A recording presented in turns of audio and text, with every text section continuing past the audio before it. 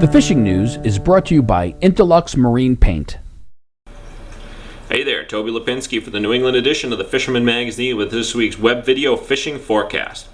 Well, we finally had the grand prize drawing at the 2015 Dreamboat Challenge this past Saturday at the New York Boat Show. We had some really good weather, we'd seen a pack in the people at the show, and a great many of them made their way on over to the seminar stage for the live drawing, which took place at 1 p.m. After a few formalities, thank you from many sponsors, and discussion on this year's challenge, we got down to business, and I'd like to wish a huge congratulations to New Jersey subscriber Guy Buono, as his name was selected from the hundreds of entries received this year. Guy is now the proud owner of a brand new Cobia 201cc powered by a Yamaha 150 horsepower inline 4-cylinder, 4-stroke outboard motor and outfitted with Furuno GPS chart plotter fish finder. Stay tuned for complete details on all the prizes awarded on Saturday, as well as some insight into Guy's winning catch, a 20.55 pound slammer bluefish, in the February issue of the Fisherman magazine. And then looking forward, we officially begin show season here in New England later this month with the CMTA Hartford Boat Show on January 28 to 31, followed the next weekend by the Goose Hummock Offshore's Blue Water Bash on February 5th and 6th in Quincy, Massachusetts. I put together a complete list of all the shows where you can find the Fisherman staff this winter at thefisherman.com, so check it on out. Come on out and see us this year. All right, moving on into the reports. I'm going to start things off, as always, in Connecticut. And it looks like a few brave/crazy anglers snuck in a few hours ice fishing last week prior to the warm rains that hit the state over the weekend. And really, most all of them found some cooperative fish. Grabbed a cool shot of a nice little bluegill from Capt. Blaine Anderson, and I saw some other anglers who iced perch, bass, and even a couple of nice pike along the way.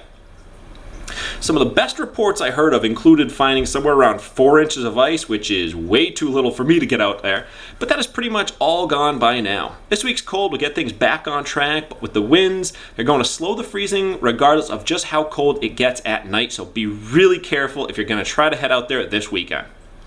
I also got word that Connecticut Fish and Wildlife stocked some surplus broodstock brown trout at Highland Lake in Winsted, as well as Crystal Lake in Ellington last week.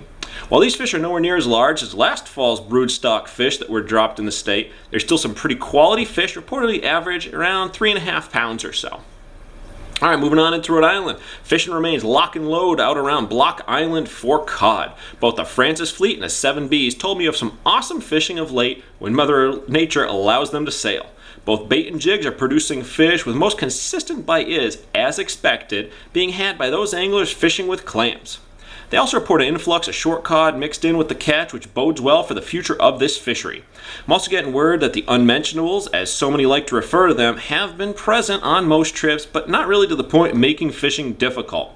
Also continues to see a lot of bait fish on the cod grounds, which has even attracted some whales here and there, as well as provided for some side action for those anglers who bring along a sabiki rig or two when they head out cod fishing.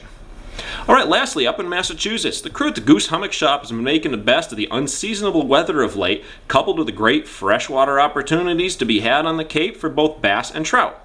Shiners are always a good bet for both species and allow for a nice mixed catch, so why wait for hard water when there's still plenty of fish to be had right now? And then Pete Santini at Fishing Fanatics verified there's still no real safe ice to be had around his shop just yet, but he did tell me some of his customers are taking a ride on up into New Hampshire to seek out hard water and to find some really good fishing action to be had up there. Now swing on and see Pete. He'll hook you up with all the bait you could possibly need, as well as direct you in the right location to get out ice fishing this weekend. Well, there you have it. I'm Toby Lapinski for the New England edition of the Fisherman magazine, wishing you tight lines if you head out onto the water this weekend. The fishing news is brought to you by Interlux Marine Paint.